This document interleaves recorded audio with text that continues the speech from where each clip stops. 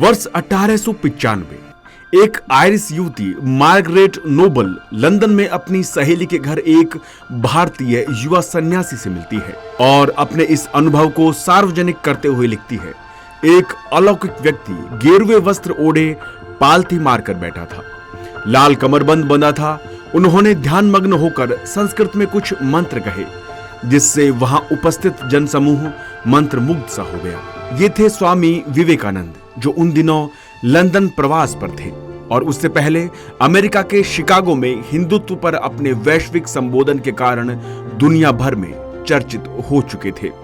Margaret उनके तेजस्वी व्यक्तित्व और ओजस्वी प्रवचन से बहुत प्रभावित हुई।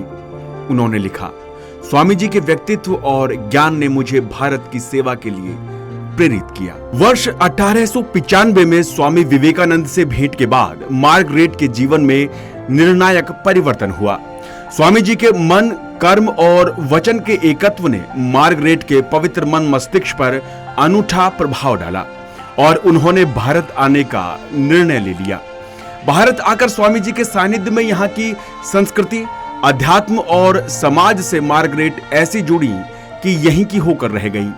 मार्गरेट एलिजाबेथ नोबल का जन्म 28 अक्टूबर 1867 को आयरलैंड में हुआ। 10 वर्ष की आयु में ही पिता सैमुअल का देहांत हो गया, तो मां मेरी नोबल और नानी ने प्रतिभाशाली मार्गरेट की शिक्षा दीक्षा पर आंच नहीं आने दी। 17 वर्ष की आयु में ही होनहार मार्गरेट ने हैलिफैक्स कॉलेज से शिक्षा पूर्ण कर ली। ईसाई मान्यता और परिवेश में रहते हुए भी मार्गरेट को भारतीय सनातन धर्म, संस्कृति और वैदिक मार्ग प्रेरित करता रहा और वह सदैव धर्म के बारे में जानने को उत्सुक रहती थी। आर्थिक संकट और अभावों के चलते मार्गरेट को पढ़ाई पूर्ण करने के बाद तुरंत शिक्षिका की नौकरी करनी पड़ी, क्योंकि परिवार की देखभाल का दायित्व उन्हीं के कंधों पर था। 28 फरवरी 1898 को मार्गरेट कलकत्ता पहुंची, जहां उनके स्वागत के लिए स्वयं उनके गुरु स्वामी विवेकानंद उपस्थित हुए। स्वामी विवेकानंद की शिक्षा को आत्मसात करने और अपने अच्छे स्वभाव के बल पर मार्गरेट शीघ्र ही कोलकाता के घर घर और जन जन के बीच लोकप्रिय हो गईं। 25 मार्च 1898 को मार्गरेट ने स्वामी विवेकानंद जी से दीक्षा लेकर संन्यास धर्म अंगीकार किया और गुरु ने उन्हें नाम दिया निवेदिता। इसके पश्चात पाश्चात्य संस्कृति त्याग कर भारतीय संस्कृति के लिए समर्पित हुई मार्गरेट ने भारत को अपनी कर्म भूमि बना लिया और विश्व भर में भगिनी निवेदिता के नाम से प्रसिद्ध हुई। अध्यात्म में उनकी विशेष रुचि थी ही। पत्रकार और सामाजिक कार्यकर्ता होने के साथ मूल रूप से भगिनी निवेदिता एक शिक्षिका थी। उन्होंने सर्वप्रथम कलकत्ता में महिला शिक्षा के लिए एक पाठशाला प्रारंभ की। इसका प्रभाव यह हुआ कि प्रारंभिक बाधाओं के बाद कलकत्ता के लोग अपनी बेटियों को सहज रूप से पाठशाला में भेजने लगे। भगिनी निवेदिता ने बालिकाओं में आत्मरक्षा के साथ सेवा भाव के गुण, उनकी प्रतिभा को बढ़ाने, सांस्कृतिक मूल्यों की सीख और देश प्रेम की भावना को जागृत करने का कार्य किया। जन जन के साथ घुलने मिलने वाली निवेदिता सुख दुख में सबका साथ देती और लोग उनको प्रेम भी करते और सम्मान भी देते। स्वामी जी ने निवेदिता को भारतीय इतिहास, दर्शन शास्त्र, साहित्य, आम जन जीवन, सामाजिक रीतियों और महान व्यक्तित्वों के विषय में बताया। ज्ञान ग्रंथों के गहन अध्ययन के साथ निवेदिता ने भारत के ओर छोर की यात्रा और प्रवास के माध्यम से एक एक चीज को जाना, समझा और अपनाया। मई 1898 में वह स्वामी विवेकानंद के साथ हिमालय भ्रमण के लिए गईं। अल्मोड़ा में उन्होंने पहली बार ध्यान की कला को सीखा।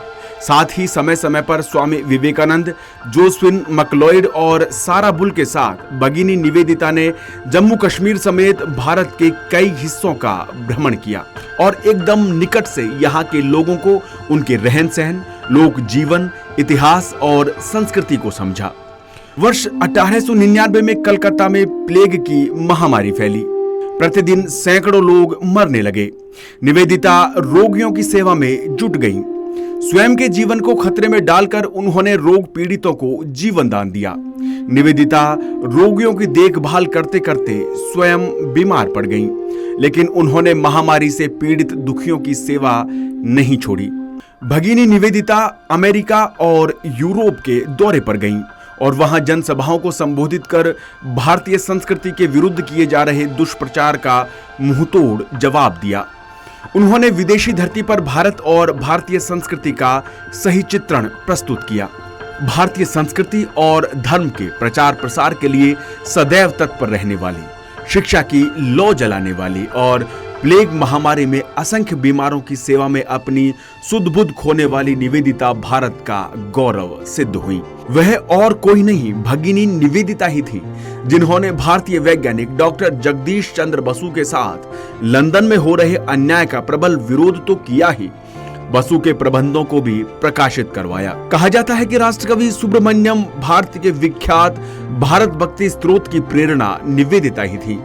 महर्षि अरविंद के क्रांतिकारियों को संगठित करने के कार्य में भी भगिनी निवेदिता का संबल निहित था। उनकी अनुपस्थिति में वंदे मातरम के संपादन की जिम्मेदारी निवेदिता को ही मिली थी। शारदा देवी ने बड़े स्नेह के साथ उन्हें बंगला में खूकी अर्थात छोटी बेटी कहकर यूं ही नहीं पुकारा होगा। शिक्षादान के साथ समाज सेवा का पुण्य कार्य, भारत की स्वतंत्रता की चिंता और प्राचीन हिंदू आदर्शों को शिक्षित लोगों तक पहुंचाने के लिए भगिनी निवेदिता ने अंग्रेजी भाषा में पुस्तकें लिखी। उन्होंने घूम घूम कर व्याख्यानों के द्वारा हिंदू धर्म और वैदिक वांग्मय का प्रचार प्रसार कर अपने गुरु स्वामी विवेकानंद जी की आशा और अपेक्षाओं पर खरा उतरने का कार्य किया। भगिनी निवेदिता 1901 में भारत लौटी और 3 जुलाई 1902 को स्वामी विवेकानंद ने महासमाधि ले ली। इसके उपरांत भगिनी निवेदिता ने अपने आप को स्वतंत्रता आंदोलन में पूरी तरह झोंक दिया। उन्होंने देश भर में बड़ी बड़ी सभाओं को संबोधित किया, जिससे अंग्रेज क्रोधित हो उठे, परंतु वो उनकी आवाज नहीं दबा सके। 1905 में भयंकर रूप से बीमार पड़ने के बाद भी उन्होंने बंग भंग आंदोलन में हिस्सा लिया। उन्हीं दिनों बंगाल में आई भीषण बाढ़ से लोगों को बचाने के लिए भी भगिनी निवेदिता ने दिन रात एक कर दिए। भारत भक्ति और समर्पण के कारण युवा वर्ग के लिए आदर्श बन चुकी भगिनी निवेदिता ने 13 अक्टूबर 1911 को दार्जिलिंग में अपने प्राण त्याग दिए। हिमालय की पवित्र वादी में इस पुण्यात्मा की समाधि बनाई गई, जिस पर लिखा है, यहाँ भगिनी निवेदिता चिरनिद्रा में सो रही है, जिसने भारत के लिए अपना सर्वस्व न्यौछावर कर दिया। अपने गुरु स्वामी विवेकानंद के साथ भारत भ्रमण करने के बाद अंततः भगिनी निवेदिता कलकत्ता में बस गई और उन्होंने एक बालिका विद्यालय शुरू कर दिया। किशोरावस्था में शिक्षिका, लेखिका और पत्रकार की गौरव में पहचान अर्जित करने वाली भगिनी निवेदिता ने भारत में अपनी इन सभी भूमिकाओं को प्रभावी रूप से निभाया। भगिनी निवेदिता ने स्वामी विवेकानंद की शिक्षा, रामकृष्ण मिशन के उद्देश्यों, भारत की स्वाधीनता और स्वदेशी आंदोलन को मुखर स्वर देने का काम किया। एक श्रेष्ठ आध्यात्मिक प्रतिमूर्ति, समाज सेवी, बौद्धिक वीरांगना और कर्तव्य के लिए जीवन अर्पित करने वाली भारत माँ की अमर पुत्री भगिनी निवेदिता की पावन स्मृति पर उनको हार्दिक नमन।